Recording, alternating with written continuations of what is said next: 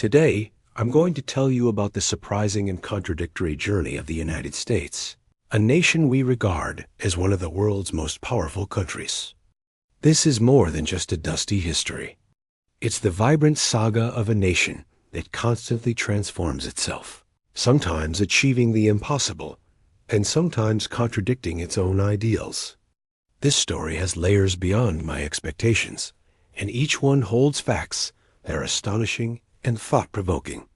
When we think of the American continent, history often begins with the arrival of Europeans. Yet these lands were home to people for thousands of years before Christopher Columbus's ships landed on their shores in 1492. In fact, this continent boasts an incredible past, dating back as far as 14,000 years ago. At that time, much of present-day Canada was covered by thick sheets of ice, and there was a vast land bridge where the Bering Strait is now located. This land bridge allowed the first non-native people to cross into the Americas. What's surprising is that, in 1492, North America was not the untouched wilderness many assume. Instead, it was a vibrant land inhabited by more than 8 million indigenous people, Native Americans. If we had soared above the continent like a hawk during that period, we would have seen far less pristine wilderness than we might imagine. We would have noticed smoke rising everywhere because Native Americans used fire not just for cooking and warmth, but also to shape their land. Canoes, carved from logs and sometimes carrying 40 to 60 people, glittered on the rivers. In the moonlight, the silhouettes of migrating birds were clearly visible against the moon. Contrary to common belief, indigenous tribes did not share a single uniform culture. They were vastly different.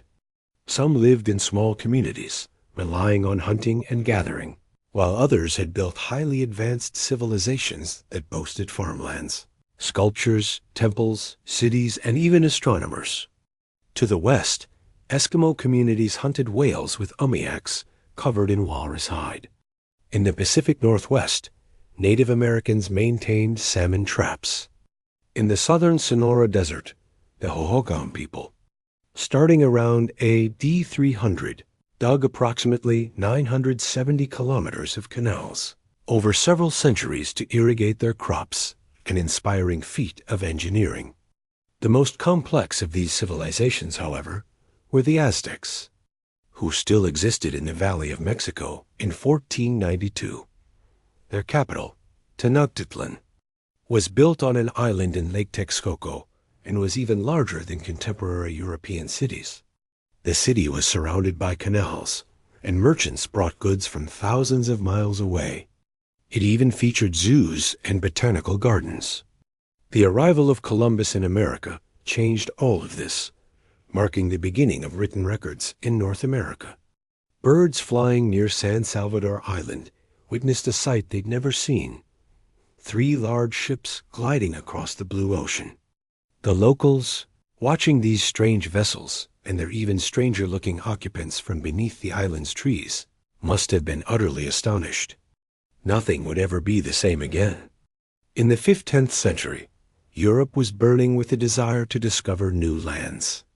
However, Europeans weren't the only ones sailing the seas. For example, under the command of Admiral Zheng He, China launched 7 great expeditions with a massive fleet of hundreds of ships, crossing the Indian Ocean and reaching the coasts of East Africa.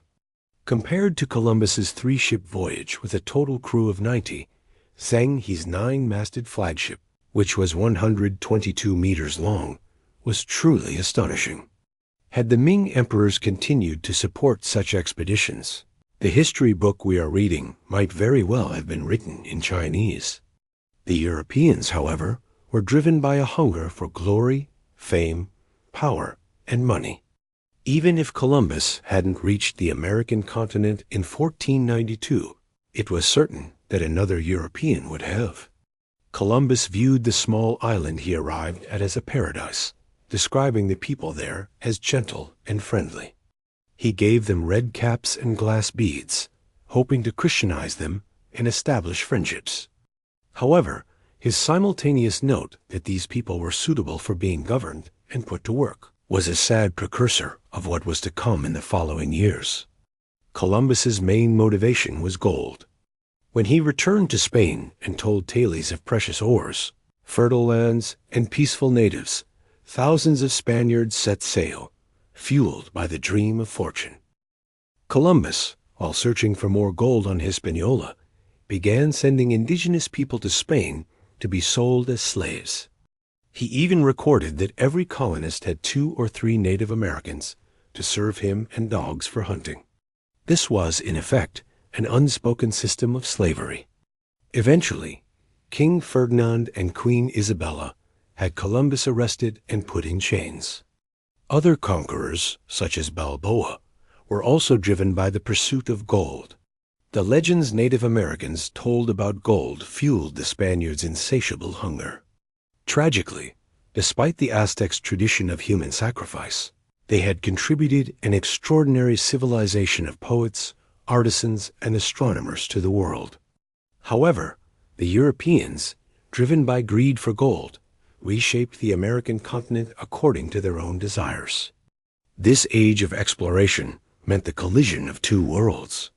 Columbus noted that the trees in America were as different from those in Europe as night is from day. Plants brought from Europe, such as dandelions and Kentucky bluegrass, are now common in American meadows. Produce like lemons, oranges, and bananas were also imported from Africa. More importantly, American plants were also transported to the other side of the world. Today, an Italian cuisine without tomatoes, an Ireland without potatoes, or an Asia without corn has become unthinkable. Yet the most devastating part of this exchange was the microbes. The smallpox carried unchecked by Francisco de Igea, an African, was a complete catastrophe for the American natives. The indigenous people had no immunity to this virus, which Europeans had been exposed to for centuries, developing resistance. So many people died in Tenochtitlan that sometimes houses were collapsed upon the dead to serve as graves. These epidemics also explain how Quartz was able to conquer a city with a population of over 100,000. It is estimated that between 50 and 90 million people in Central and South America died from these diseases in conjunction with wars of conquest. In North America, the more scattered nature of the Native American populations prevented the epidemics from spreading at the same speed. Still, not every European came to these lands with ill intent. Some, like Cabeza de Vaca, became slaves of the indigenous people, even learning to heal them, and dreamed of a world where Spaniards and Native Americans could live in peace. This was a new and unconventional idea of unity out of diversity. Unfortunately, his dream was immediately shattered by the Spanish slave traders who eventually found him. The British Empire could not remain indifferent to the craze for new discoveries that began in 15th century Europe. During the reign of King James I, the first permanent English settlement in the Americas, Jamestown, was founded in 1607. This was the main destination for those who had failed to find success in Europe, those anxious about the future, adventure seekers, and even criminals released from prison. Growing over time through different waves of immigration, Jamestown evolved into a structure consisting of 13 colonies. These colonies, living on safe lands far from the turmoil of the Old World, were able to develop rapidly thanks to the democratic order they established among themselves. However, this stable growth led them to speak out against the British Empire to which they were bound. Heavy taxation, like the Townshend Acts, sparked major reactions in the colonies. The event known as the Boston Tea Party, where a ship loaded with tea from England was attacked in Boston Harbor, and the tea was dumped into the sea, effectively lit the first spark of the War of Independence. Life in the colonies varied greatly by geography. In New England to the north, the Pilgrims who migrated wanted to establish their own independent religious communities. They did not find the Church of England pure enough. These separatists from the town of Scrooby had fled to Holland due to religious persecution. However, 12 years later, in 1620, they set sail on the Mayflower with permission to settle in Virginia. When the ship sailed off course, they decided to establish their own government, which went down in history as the Mayflower Compact. Though the Pilgrims made up less than half of the passengers, the compact allowed all free men to participate in the colonial government. 10 years later, a group of 1,000 settlers led by John Winthrop founded the Massachusetts Bay Colony. Winthrop's famous vision of a city upon a hill reflected their desire to be an exemplary community that adhered to God's rules. In this colony, church membership determined the right to vote. Dissenters like Roger Williams were banished and even executed if they continued to spread their false beliefs. However, Williams was one of the first voices to lay the foundation for the idea of liberty, arguing that the state should not interfere in religious matters. In the South, the situation was different. Virginia was rapidly transforming into a tobacco kingdom.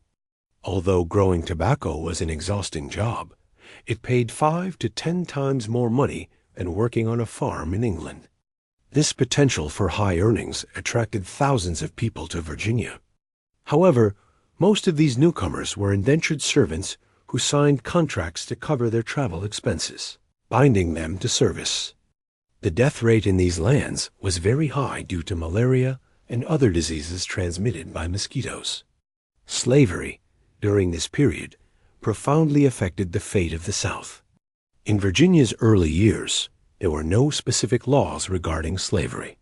Some Africans, like Anthony Johnson, completed their terms of service, gained their freedom, and even became slave owners themselves. Yet, in the following century, laws restricting the rights of slaves were put into effect. The tragic irony was that the popular spread and adoption of the ideas of liberty and independence in America coincided with the expansion of the slavery system. This contradiction was one of the most important and complex parts of American history. The colony's growing dissent against Britain led to the convening of the Albany Congress in 1754 and the Continental Congresses in 1774. The goal was to form a united front against the British Empire. Their motto, E pluribus unum, out of many one, was already prepared, signifying that there is strength in unity. Since the colonies aimed for complete independence, they needed a cause for war, a casus belli. Britain's difficult economic situation, despite emerging victorious from the 7 Years' War, led it to increase taxes on the colonies. The final straw was the enforcement of the Townshend Act, which dictated that the salaries of governors and judges would be paid directly from taxes collected from the colonies. The Boston Tea Party effectively struck the first spark of the War of Independence. In 1775, one of the most famous figures in American history, George Washington, took command of the Continental Army. Washington's initial lack of success stemmed from his lack of combat experience. After prolonged conflicts, the 13 colonies decided to seek help from other European nations. When this aid was not immediately forthcoming, they published the Declaration of Independence on July 4, 1776. This date is now recognized as the official Independence Day of the United States. The phrase, "all men are created equal," in the text drafted by Thomas Jefferson, was an idea almost no one believed in at the time. This went beyond defending the rights of Britons. It declared that people are inherently born with natural rights. However, the fact that Jefferson, despite struggling with slavery throughout his life, was unable to free his own slaves, demonstrated what a difficult journey this ideal represented. The war itself contained surprisingly detailed moments. When Britain's peace proposals were rejected, Washington was defeated on Long Island, and Manhattan came under British control. However, the colonies maintained their tenacity and resolve. Washington's surprise attack on the British at Trenton by crossing the Delaware River on Christmas night, December 25th, followed by his victory at Princeton, was a turning point in the war. These victories showed the world that Britain was not invincible. Nevertheless, the Continental Army could be described, in Washington's own words, as a disorganized mob. While the British soldiers would clash with the enemy and then return home, Washington knew he needed a regular army, trained and ready to fight for 6 months straight. It was a profound twist of fate that the Prussian general, Baron von Steuben, was invited to America to train the army. Von Steuben quickly established discipline, effectively rebuilding the American army. This training played a key role in Washington's success in the 1778 Battle of Monmouth, where the American forces scattered the British troops. Foreign support was vital to America's struggle for independence. France entered the war in 1778, followed by Spain in 1779 and the Netherlands in 1780, the support provided by France. In particular, was the biggest factor that significantly influenced the outcome of the war in America's favor. The final major battle took place at Yorktown. When British General Lord Cornwallis failed to receive the expected reinforcements, he surrendered with his army of 7,000 men on October 19, 1781. This siege was recorded as the last major battle of the war. After the weapons fell silent, intense diplomatic contacts began, and finally, with the Treaty of Paris signed on September 3, 1783, the United States gained its independence and separated from Britain. The Americans had achieved a revolution with their ideas and won their independence through warfare. But the question in my mind was, would they be able to continue living in unity and harmony? Following the end of the war, Congress designed the official Great Seal of the United States and inscribed upon it the motto E pluribus unum, out of many, one. But how would they create this union? Initially, a weak central government was established through the Articles of Confederation. Congress had the authority to declare war and sign treaties, but it lacked the power to tax. It could only request money from the states and could not regulate interstate commerce. These restrictions seemed logical for a nation that had just fought against taxes and regulations imposed by a distant parliament. However, this situation led European observers to believe that the Confederation might fall apart on its own. At the Constitutional Convention in 1787, critical debates took place to determine the future of the country. James Madison's Virginia Plan proposed a strong national government and representation proportional to the population. However, the smaller states wanted each state to have an equal vote. One of the most heated debates was the structure of the legislative body. This issue led to intense disagreements between both large and small states, as well as the northern and southern regions. The rapid growth of the South and the issue of slavery further complicated this discussion. One of the greatest paradoxes was the South's demand that slaves, despite being unable to vote, should still be counted in the state's population census. Ultimately, the 3/5 compromise was adopted, accepting that every 5 slaves would be counted as 3 people. Although this did not satisfy the Northerners, it was a compromise for the continuation of the Union. Perhaps the biggest obstacle in drafting the Constitution was finding a way for the 13 independent states to view themselves as a single entity. Knowing that the delegates' prejudices and local interests were inevitable allowed them to accept this document not as perfect, but as a foundation that could change and evolve over time. The stronger, more perfect union established in 1789 was an important beginning. The moment George Washington took the oath of office, as president, revealed the deep anxiety he felt about the nation's future. While everyone treated him almost like a god, he knew how historical republics had collapsed. Washington was keen to prohibit the formation of political parties because he worried that different interest groups would divide the country. Yet, with so many diverse people coming from different traditions, religions, and customs, political parties were unavoidable. The first major quarrel broke out over money. How would the debts accumulated during the Revolution be paid? Secretary of the Treasury Alexander Hamilton wanted the federal government to assume all of the country's debts, thereby supporting wealthy investors, because in his view, society was divided into two groups, the rich and the well-born, and the turbulent majority. This showed how deeply rooted the inequalities were, even in the early years of the Republic. Thomas Jefferson and James Madison, however, believed this arrangement was unfair to the common people. Ultimately, Hamilton's proposal was accepted, and the National Bank was established.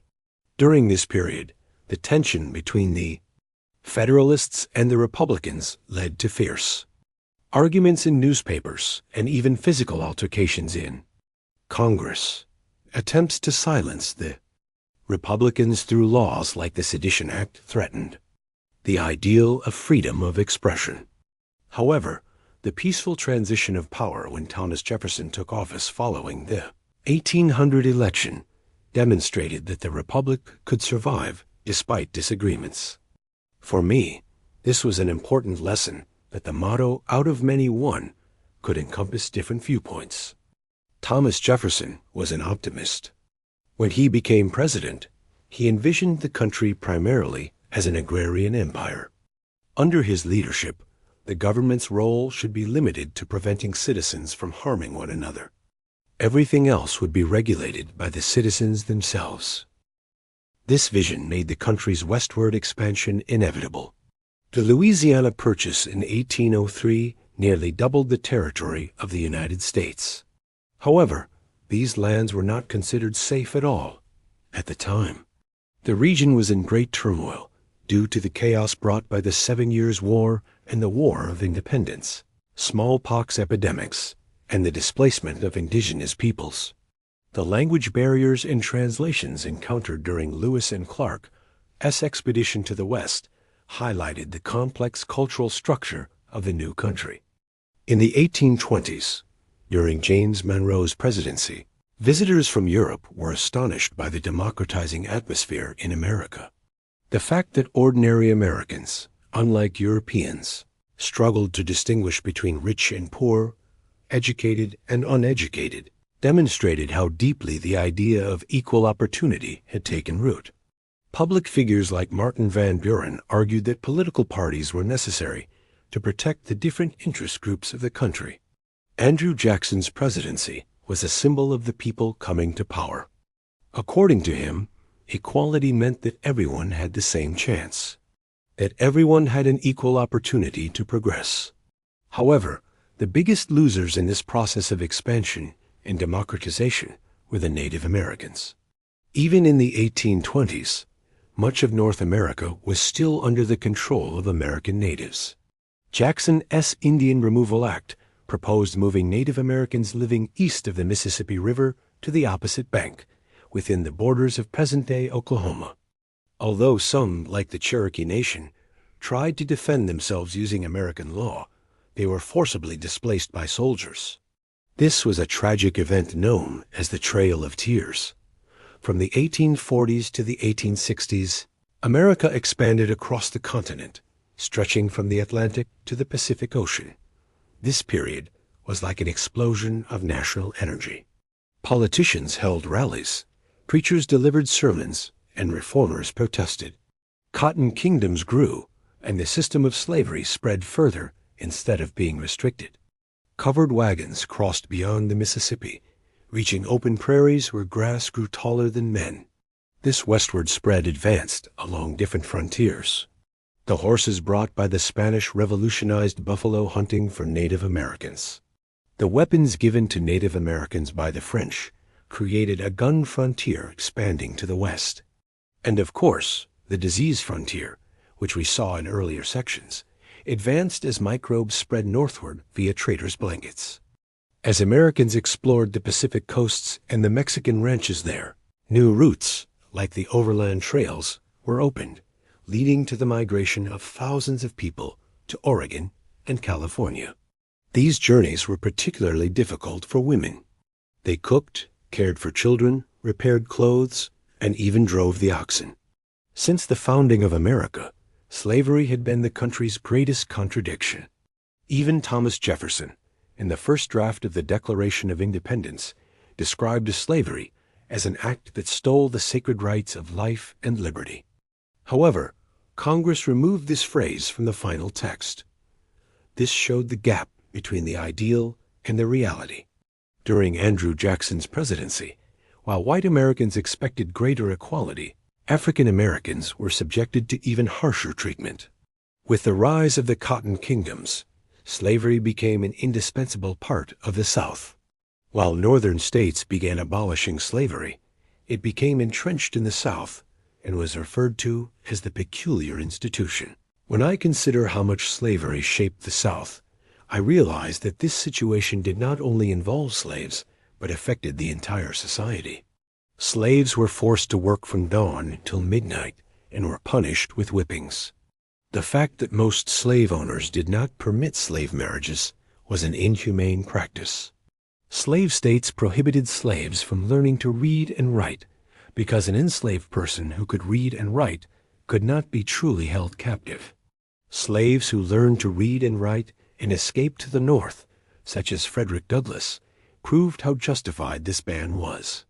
Even white Southerners who did not own slaves were part of this system. The thought that freed black people would be their equals if slavery were abolished was enough to make them support the institution of slavery. The North, while too cold for growing cotton, became a second cotton kingdom. The South produced raw cotton, while the North spun and wove this cotton into thread. Despite Britain's ban on exporting machine plans, individuals like Samuel Slater brought this knowledge to America. The mill girls working in the textile factories in Lowell labored in grueling 12-hour shifts, often with their hands freezing from the cold. However, this industrialization transformed the lives of millions of Americans by making ready-made clothing available at lower prices. The new territories, gained after the Mexican-American War, reignited the country's biggest problem: the debate over whether slavery and freedom could coexist. Even at the Constitutional Convention, James Madison stated that the greatest danger to the Union lay in the disagreements over slavery between the northern and southern states. Compromises like the Three-Fifths Compromise were only temporary solutions. In 1819, Missouri's request to join the Union as a slave state, and James Talmadge's proposal for the gradual prohibition of slavery brought the country to the brink of crisis. Finally, the Missouri Compromise of 1820 drew a line. Missouri was admitted as a slave state, while Maine joined as a free state. Although this line-drawing policy maintained peace for a time, thousands of slaves escaping across the line between liberty and slavery questioned this compromise by voting with their feet. Slaves like Henry Brown hid themselves in boxes to be secretly shipped north. The Underground Railroad, led by people like Harriet Tubman, was a symbol of hope. However, the South reacted to these protests with fury. A rule known as the Gag Rule was passed in Congress, prohibiting even the reception of petitions aimed at preventing slavery. With the Compromise of 1850, California became a free state, while Utah and New Mexico were allowed to decide whether to permit slavery through popular sovereignty, a vote by the people. An even stricter Fugitive Slave Act was passed, obligating Northerners to capture and return runaway slaves. However, this act only fueled anti-slavery sentiment, even in the North. The Kansas-Nebraska Act of 1854 effectively repealed the line drawn by the Missouri Compromise, starting a new struggle over slavery in these territories. This led to the collapse of the Whig and Democratic parties and the rise of the Republican Party, which opposed the spread of slavery. Violence in Congress, such as the caning of Charles Sumner by Andrew Butler's nephew, showed how polarized the country had become. Abraham Lincoln's famous, "A house divided against itself cannot stand," speech in 1858 was one of the most striking expressions of this process. Lincoln believed that the country could not endure permanently half slave and half free. With Lincoln's election in 1860, a candidate determined to stop the spread of slavery became president for the first time. Led by South Carolina, the 7 southernmost states seceded from the Union and formed the Confederate States of America. The final line had now been crossed, and this situation plunged the country into a bloody civil war. With the start of the Civil War, the question of rebuilding a single nation arose. Even after taking office, Lincoln extended an olive branch to the South by supporting a condition that would permanently prevent the abolition of slavery in Confederate territories. However, when the Confederacy attacked Fort Sumter, Lincoln's call for 75,000 troops pushed the Upper South states into the Confederacy as well. Lincoln's generals, particularly General McClellan, acted cautiously, neither plundering Southern farms nor freeing slaves. Lincoln, however, began to realize that a limited war plan would never bring victory. Republicans argued that freeing the slaves was not only a moral imperative, but also a necessity to win the war by stripping the South of its labor force. When Lincoln issued the Emancipation Proclamation, which went into effect on January 1, 1863, it was the most important step in changing the course of the war. Although it only freed slaves in Confederate territories, the news spread rapidly, and thousands of slaves declared their own freedom, forcing Lincoln and the Union to take more radical steps. Slaves made great efforts to turn the tide of the war in their favor.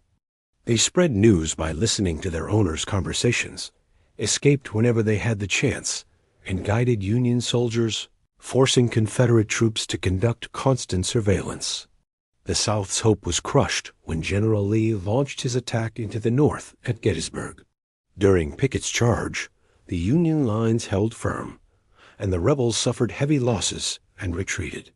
This was the Confederacy's final major offensive into Union territory. Following this victory, Lincoln managed to get the 13th Amendment passed by Congress, which outlawed slavery forever. The cost of the Civil War was unimaginable. 750,000 dead soldiers, 1.5 million horses perished, and an expenditure of $20 billion. Lincoln's second inaugural address in 1865 was a masterpiece. He acknowledged that slavery was the cause of the war and called for a permanent peace, urging the nation to bind up its wounds and help everyone with malice toward none, with charity for all. However, his vision ended with his assassination. John Wilkes Booth shot Lincoln on April 14, 1865, and the president died the following morning. Lincoln's death complicated the process of Reconstruction, the nation's most difficult period of peace.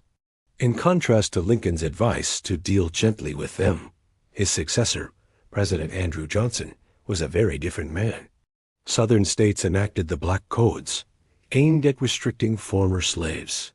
These laws allowed African Americans to own land, marry, and sue, but they prevented them from testifying against white people or serving on juries.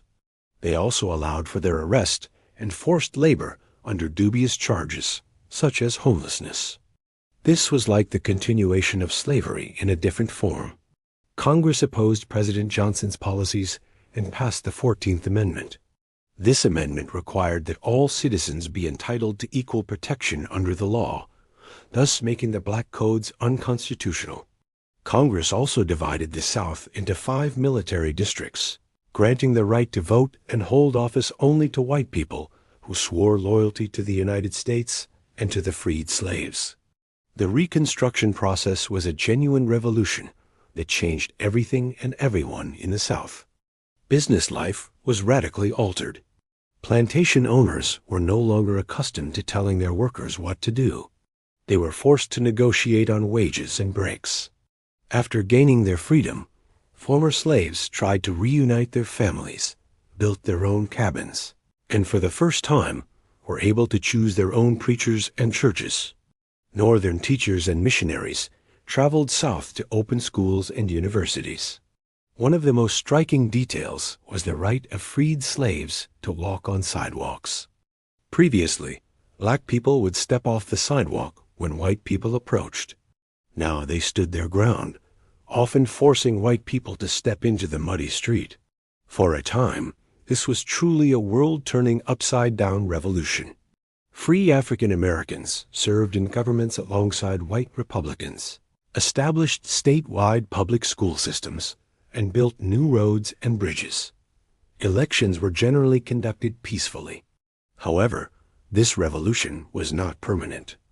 Corruption, northern fatigue, and the difficulty of overcoming 200 years of inequality led to the failure of the Reconstruction process. White groups like the Ku Klux Klan, KKK, used violence to re-establish white supremacy. The election of 1876 marked the end of this process. This was proof of Lincoln's warning that 250 years of slavery would not be easily eradicated. After the Civil War, the United States underwent a massive transformation. From the search for gold and silver to sugar plantations in the Caribbean, and from Virginia tobacco to the cotton kingdoms, every rapidly developing sector seemed larger than the last. The textile factories that employed thousands of workers in 1860 seemed small compared to the Pennsylvania Railroad Company, which hired 50,000 people within 25 years. Giant factories like the Homestead Steel Works near Pittsburgh, which produced 200 tons of steel rail a day, were rising. Steel caused cities to transform. Instead of church steeples, skyscrapers of 10, 20, or even 30 stories began to be built. I believe the growth was not limited to size. The expansion of large enterprises like the railroads required new systems. Purchasing land for laying tracks, draining swamps, and building bridges were all indicators of thinking and planning on a grand scale. There were problems, such as different railroad companies using different distances between tracks. However, the standardization of nearly 21,000 kilometers of railroad track within 36 hours by thousands of workers in 1886 was an incredible feat of engineering and coordination. The dream of a transcontinental railroad came true with the intervention of the federal government. As the Union Pacific and Central Pacific companies laid tracks across the formidable Sierra Nevada mountains, numerous workers lost their lives due to snowdrifts, landslides, and explosions. One of the most tragic and little-known details here was that the bodies of the deceased workers could not be found until the snow melted in the spring. In 1869, the joining of the eastern and western tracks demonstrated that a continental republic was possible. The confusion caused by differing railroad schedules during this period led to the establishment of national time zones in 1883. These massive enterprises required complex management systems. Managers drew hierarchical charts, organizing thousands of engineers, brakemen, and other employees. Competition and growth led railroads to lay more tracks to capture their rivals' customers. Industrial giants like Andrew Carnegie adopted vertical integration, buying up railroads and mines to control the supply of raw materials. This marked the birth of large financial institutions, along with massive oil companies and banks. However, life for ordinary Americans during this period of industrialization was extremely challenging. The missing fingers of a man applying for a job at a railway company showed how dangerous the work was back then. Being a brakeman was one of the most hazardous jobs. Over 1,000 brakemen died in accidents every year. Steel factories ran nonstop for 24 hours, with workers laboring in 12-hour shifts 7 days a week. Even children as young as 8, like P.B. Thomas, worked in sardine canneries with bleeding hands. Women workers earned less than men despite facing the same risks. The newly emerging middle class preferred white-collar jobs that did not require physical strength. Professions like secretaries, teachers, and nurses became common, and universities began offering education in fields such as law, medicine, and engineering. However, economic crises were part of this growth. It was inevitable that ordinary workers would suffer great losses when business turned sour. Workers began forming unions to protect themselves. The National Labor Union fought with slogans like 8 hours for work, 8 hours for rest, and 8 hours for what we will. Larger unions, like the Knights of Labor, attempted to bring together all workers, skilled and unskilled, but they faced difficulties due to differing interests and violence. The American Federation of Labor, AFL, founded by Samuel Gompers, succeeded by focusing on smaller, practical goals such as higher wages, fewer working hours, and safer conditions. Along with industrialization, cities were growing rapidly. New York City in the 1840s was a center of chaos and commotion.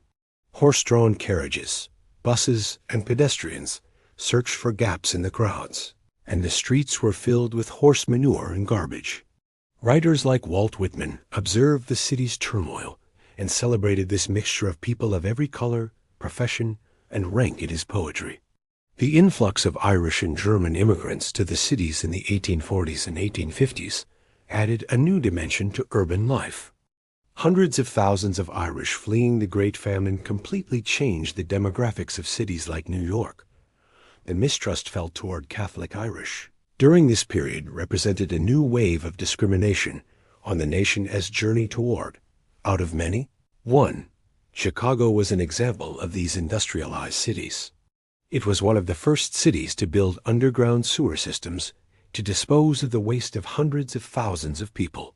Drinking water was piped into the city from Lake Michigan, which helped reduce epidemics. The city was like a hub for transcontinental railway lines.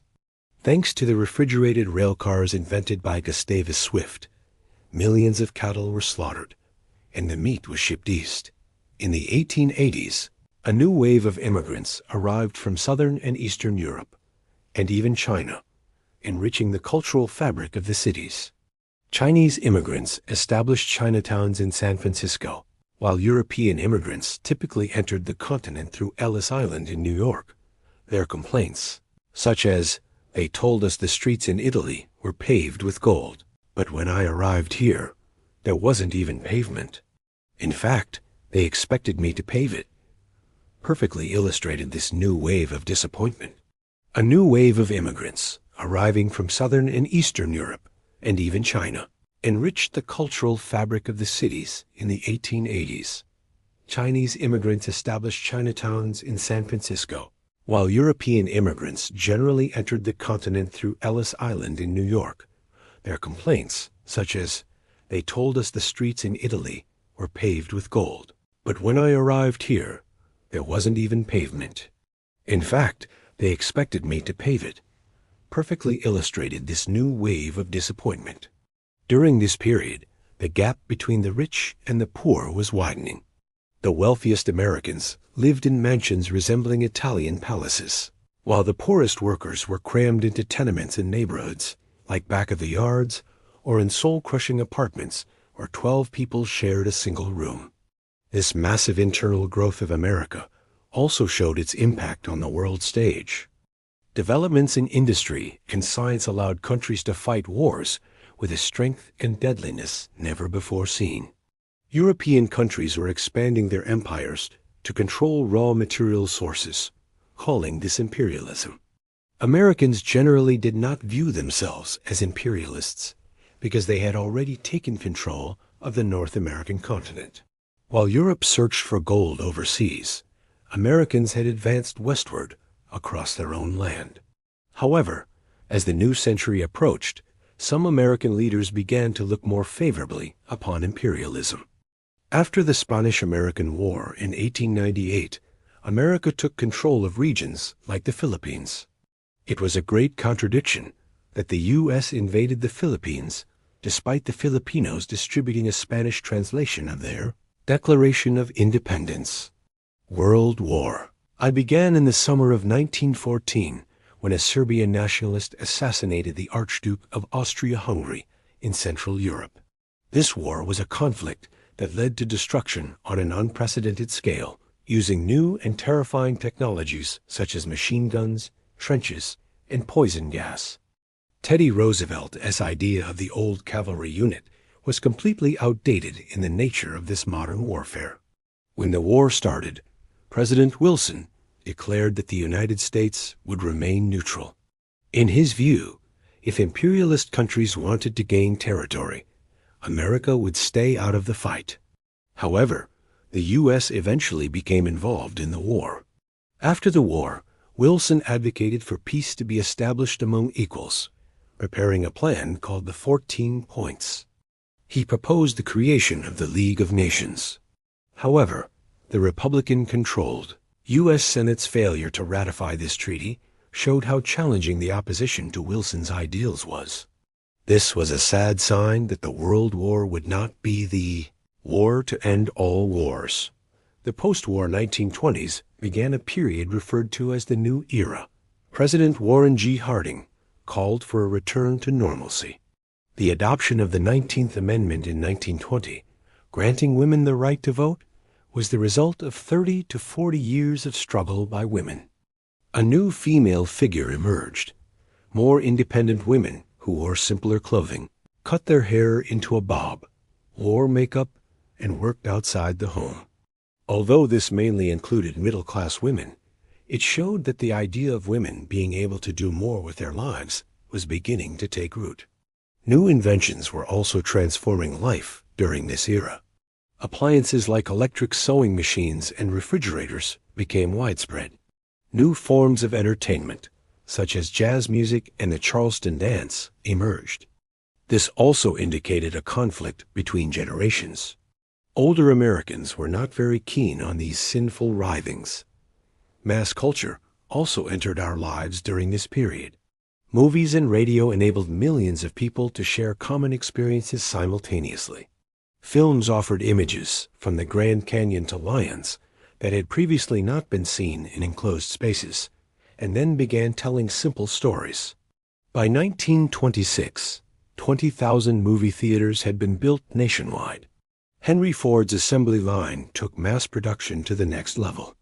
His prohibition of workers laughing, talking, or even whistling led one factory worker's wife to write a letter saying, "Your factory is no different from a slave ship." However, the sale of so many automobiles boosted the economy.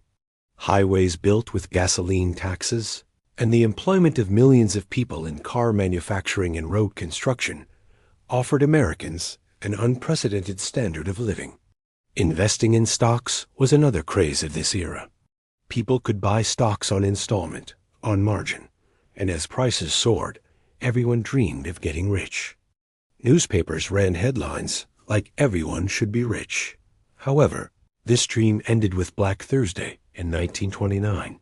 Stock prices suddenly plunged. Panic ensued, and millions of people lost their money and their confidence. This was the end of the new era, concluding with a hurricane effect. The scariest days of the Great Depression were Black Thursday and Black Tuesday of 1929.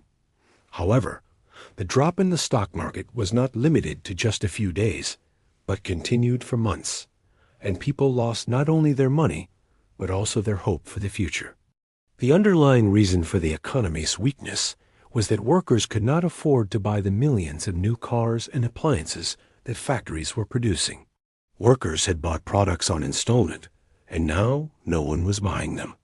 Every week, 100,000 Americans lost their jobs, and by 1932, 13 million people were unemployed. People's bank savings also vanished. In some parts of North America, the situation was even worse. The Great Plains had turned into the Dust Bowl. Farmers' excessive plowing had led to the destruction of vegetation and the erosion of topsoil by the winds. Approximately 3 million people were forced to leave their homes to find a better life. President Hoover was inadequate in dealing with this crisis. Traditional solutions like cutting spending and raising taxes only worsened the situation.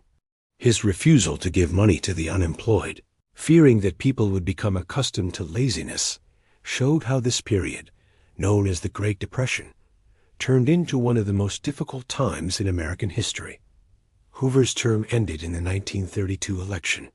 His successor, Franklin Delano Roosevelt, was a completely different leader.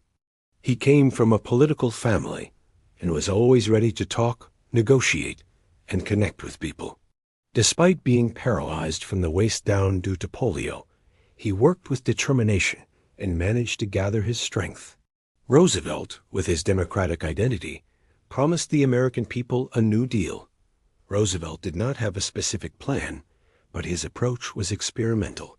He said, "Take a method and try it. If it fails, admit it honestly and try another. But above all, try something."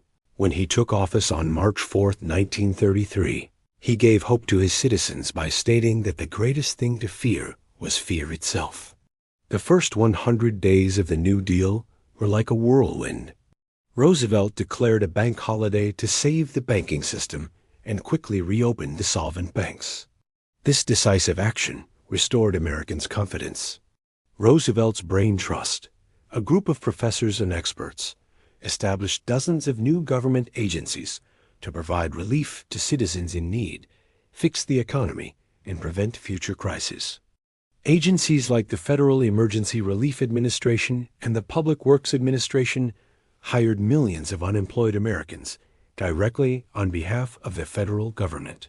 The Civilian Conservation Corps, CCC, employed over 2 million young men in outdoor tasks, building 40,000 schools and 1,000 airports, maintaining 800,000 kilometers of highways, planting trees, and building sports fields. In the poorest regions of the country, such as the Tennessee River Valley, dams were built to prevent floods and generate electricity. This was a development that fundamentally changed life in rural areas. The New Deal also made reforms aimed at preventing future economic crises. Insurance programs were established to protect deposit accounts, along with agencies regulating the risky investments of banks and the stock market. Roosevelt's fireside chats broadcast on the radio allowed the president to form a personal connection with millions of Americans. People saw him as both a god and a close friend. His re-election in 1936, with a record number of votes, and his subsequent 3 terms as president was a unique achievement in American history. The Treaty of Versailles, signed at the end of World War I, satisfied no one. Defeated countries resented the heavy reparations, while victorious allies like Italy and Japan complained about not receiving enough spoils. Developments like Japan's invasion of Manchuria in China and Italy's annexation of Ethiopia increased international tension. The hesitation of Europe as democratic countries to stop Hitler early stemmed from the fact that the painful memories of the Great War were still very fresh. President Roosevelt opposed the isolationist approach that advocated for America to remain isolated. Aid provided to the British, such as warships, played a significant role in Hitler's decision to abandon his plans for invading Britain. We looked each other in the eye, and our rival blinked. However, the crisis was not yet over. Kennedy's warning that a single missile could cause 600,000 deaths, and his remark that it was an act of profound madness for 2 men sitting on opposite sides of the world to be in a position to decide the end of civilization, reflected the horror of this crisis. The crisis was resolved when a secret agreement was reached between Khrushchev and Kennedy. The U.S. missiles in Turkey were removed, and Kennedy promised that Cuba would not be invaded. October 27th, known as Black Saturday, was a moment when war was narrowly averted. Tensions peaked when Soviet soldiers in Cuba shot down a U-2 spy plane. However, Kennedy prevented the annihilation of humanity by refusing to order a major airstrike. Khrushchev also backed down to prevent the threat of war and nuclear catastrophe that had the potential to utterly destroy humanity. This was a moment when both Kennedy and Khrushchev blinked, and the world breathed a sigh of relief.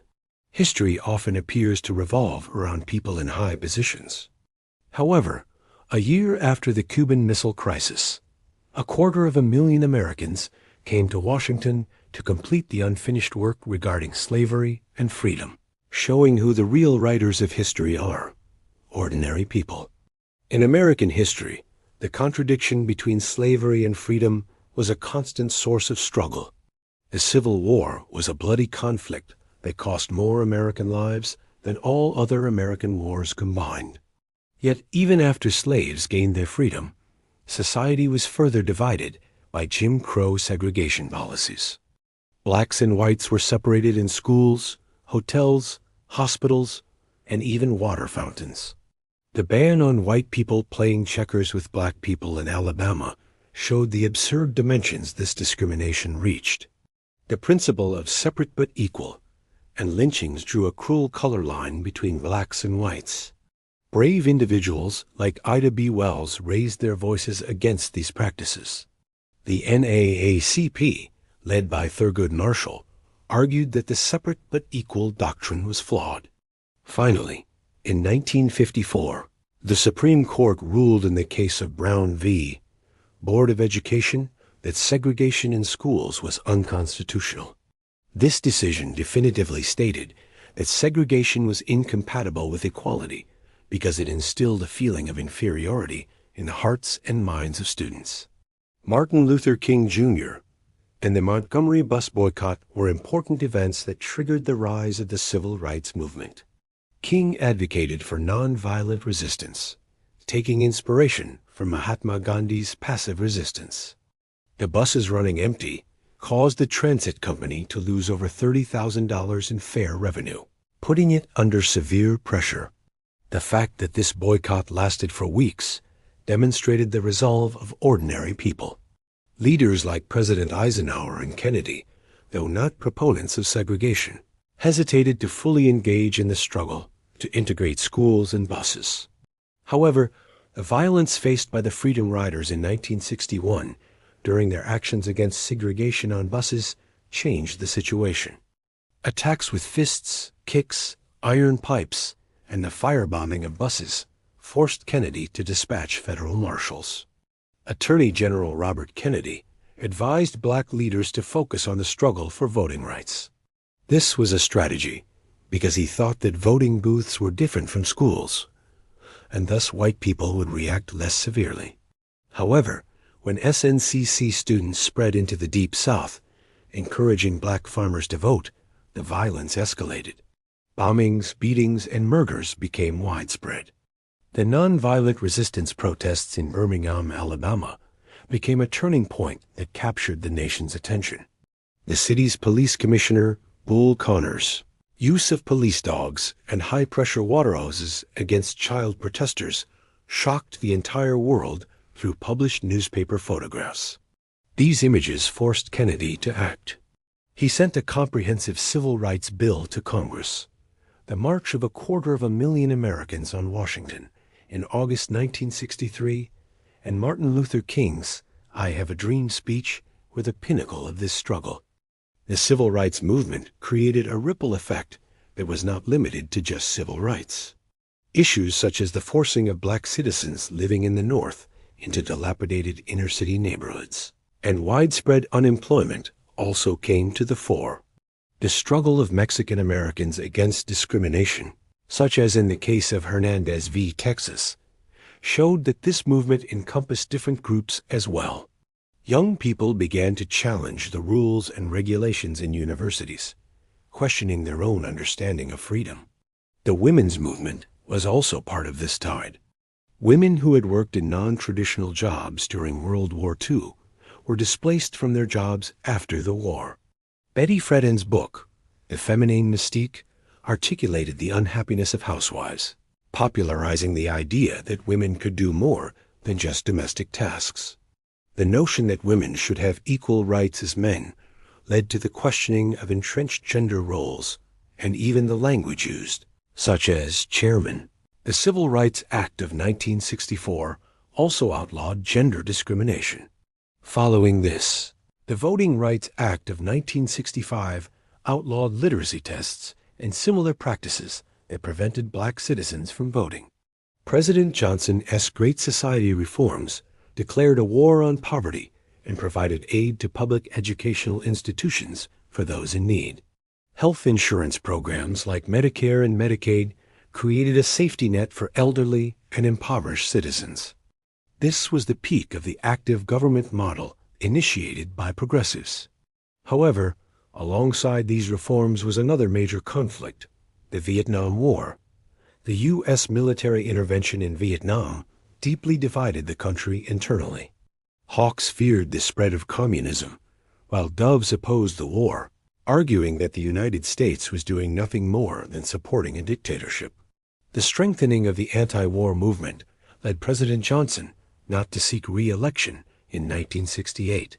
With Richard Nixon's presidency, a turn towards conservatism began. When oil and gas prices rose, Nixon made unusual moves, such as freezing prices and wages. His visit to China and the signing of nuclear arms agreements with the Soviet Union aimed to reduce tensions between the communist powers and America. However, Nixon's policy demonstrated contradictions, such as spreading the war into Cambodia to achieve peace in Vietnam. Ultimately, the U.S. was forced to withdraw from Vietnam, and the South Vietnamese government fell. Nixon also lost the presidency due to the Watergate scandal. With Ronald Reagan's election as president in the 1980s, the conservative resurgence gained momentum. Reagan argued, "Government is not the solution to our problem. Government is the problem," advocating for tax cuts and reductions in government programs. While these policies aimed to stimulate the economy, critics argued that they negatively affected poor citizens. The biggest development was that Reagan's increase in defense spending further weakened the Soviet Union as already struggling economy. Mikhail Gorbachev's glasnost policies and arms agreements led to the end of the Cold War.